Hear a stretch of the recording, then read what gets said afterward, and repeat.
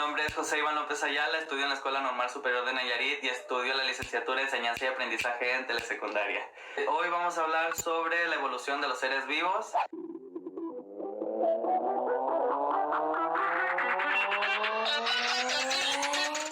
Se habla de evolución al cambio o transformación gradual de algo, como un estado,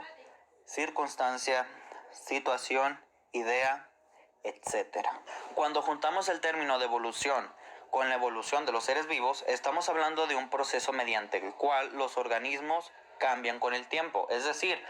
pueden cambiar tanto física como mentalmente, porque el tiempo va adaptando a los cuerpos, va pidiendo diferentes necesidades según el contexto donde se encuentre el ser vivo, y es ahí donde se puede producir un cambio o no. Al hablar de evolución de los seres vivos, hablamos no solamente del ser humano, sino también de los animales, las plantas y todo aquel ser que tenga vida. Vaya, el nombre lo dice. Una de las teorías que se puede resaltar mucho en el término de la evolución de los seres vivos puede ser la que Darwin definía como evolución a una descendencia con modificación. La idea de que las especies cambien a lo largo del tiempo, estas dan origen a nuevas especies y compartan un ancestro en común. Un ejemplo de esto puede ser el que el ser humano tiene un ancestro en común con el chango, ya que se cree la teoría de que el ser humano viene tras la evolución de la hominización, tras pasar de ser un Homo erectus a un Homo habilis, a un Australopithecus y llegar así a un Homo sapiens sapiens. En cambio, la teoría de Darwin hablaba sobre la explicación de la selección natural,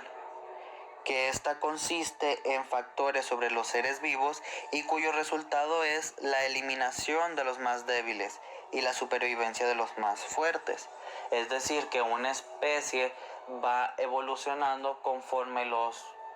rasgos más fuertes de una especie van sobresaliendo que los que no son más fuertes, y así se va modificando poco a poco esta especie que en sí vienen de un mismo origen, comparten rasgos en común, pero se van degradando poco a poco, generando un cambio en los seres vivos, y a ese cambio es como se le llama la evolución, que tras las necesidades de su entorno y la modificación que el ser vivo adquiere, es ahí a ese cambio lo que se puede llamar evolución. Explicando así que la naturaleza elige cómo se producen los organismos de acuerdo a sus propiedades y así favorecen a la adaptación, impulsando la evolución de las especies, que es lo que ya venía manejándoles en un principio. La manera en la que esto va surgiendo un cambio, va generando una adaptación hacia el ser vivo, que no solamente se puede dar en un ser humano, se puede dar también en las plantas, en los animales. El ejemplo de una planta puede ser que al transcurso de los años el clima va cambiando. Al cambiar el clima va cambiando el contexto de la planta, por lo cual las necesidades que la planta a lo mejor necesite más agua, hace que la planta pueda ir cambiando. ¿Cómo? A que esta planta pueda retener más agua, que de tal manera pueda producir fotosíntesis un poco más lento, de manera que la planta pueda tener un proceso de adaptación donde el fin sea sobrevivir. Otro ejemplo sobre la selección natural que menciona Darwin puede ser que en la evolución de los ratones anteriormente venían de un color claro, lo que hacía más vistoso en los suelos oscuros hacia los depredadores, que con más facilidad los ratones eran capturados por ser de un color más distintivo en el suelo, y sus depredadores al poder detectarlos con más facilidad, por lo que estos desaparecieron. En cambio, los ratones oscuros que prevalecían en suelos oscuros se podían camuflajear y ser menos desapercibidos, por lo cual generaban una multiplicación de estos mismos y la generación de siguientes tendencias hacia el color oscuro, donde ya la modificación es que como estos pudieron sobrevivir tras la conservación de su especie, los siguientes ratones fueron siendo oscuros,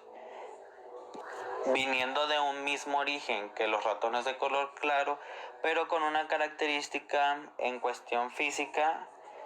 que cambia tras la adaptación y la evolución de los ratones. A diferencia de la teoría de Darwin, se pueden dar otras teorías sobre la evolución, como es la teoría de Lamarck, que habla sobre la vida en la evolución por tanteos y sucesivamente, que a medida que los individuos de una de nuestras subespecies cambian de situación, de clima, de manera de ser o de hábito, recibe por ello las influencias que cambian poco a poco la consistencia y las proporciones de sus partes. Es aquí donde ya no dice Lamarck, a diferencia de Darwin, que la especie solamente cambia, sino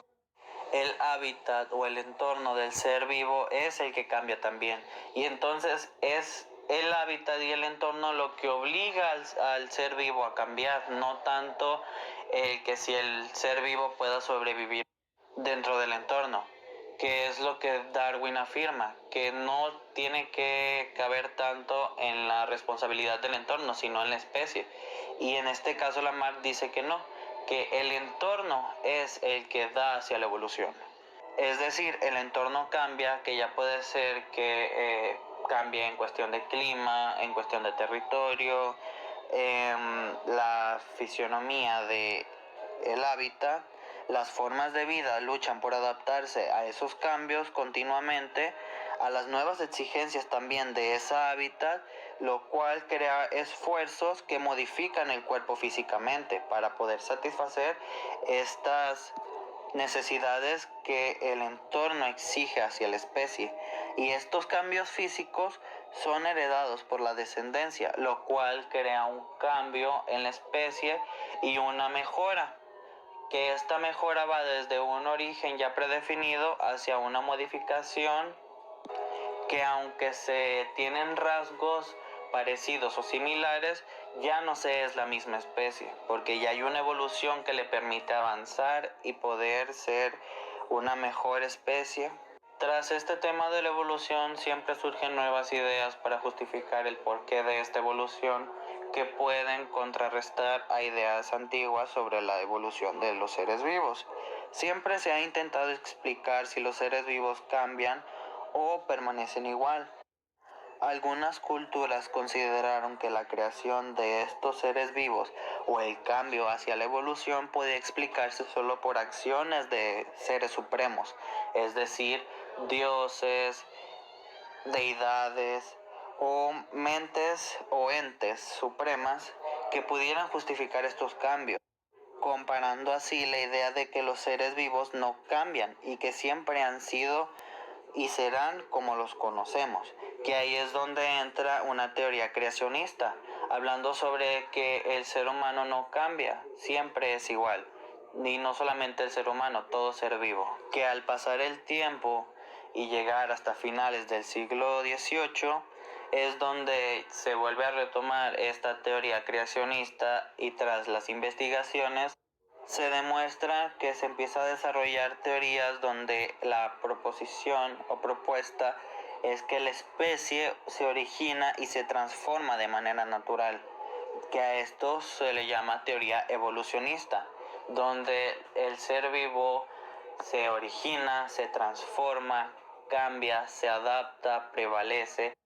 y deja una descendencia sobre la siguiente generación de esa especie, quedando así rasgos similares, pero con un cambio significativo, donde podemos encontrar propuestas de teoría como la de herencias de caracteres adquiridos, que es aquí donde la especie, una vez ya hecha una transformación o evolución, tiene caracteres sobre la descendencia pasada y sobre su ancestro en común. Tras haber mencionado dos teorías sobre la evolución de los seres vivos y la información ya dada anteriormente, se realizará la siguiente actividad, en la cual se harán equipos de 2 o 3 pares para comparar las imágenes que explican las ideas en torno a la evolución de los seres vivos, de acuerdo con Lamarck y Darwin, respondiendo las preguntas en su cuaderno sobre los ejercicios plasmados en la siguiente imagen, donde veremos dos maneras de evolución según las teorías. La de Lamarck, que dice que las jirafas desarrollaron un cuello más largo para estirarlo continuamente para comer las hojas de la copa de los árboles, uso y desuso. Esta característica fue herencia de caracteres adquiridos, mientras que Darwin dice que los cuellos largos sobrevivieron debido a que las jirafas sí pudieron alcanzar las hojas, mientras que aquellos que no tenían un cuello largo no pudieron alcanzar las hojas. Por lo tanto, murieron y se hizo una trascendencia de la especie, que pudo ser la más fuerte y se adaptó a las circunstancias. Tras la observación de la imagen y la realización de la actividad, se contestaron las siguientes preguntas. ¿En qué se parecen las ideas de ambos naturistas? ¿Y cuáles son las diferencias entre la teoría de Lamarck y la de Darwin? Tendrán que escribir las dos preguntas en su libreta y hacer un argumento escrito donde expresen por qué creen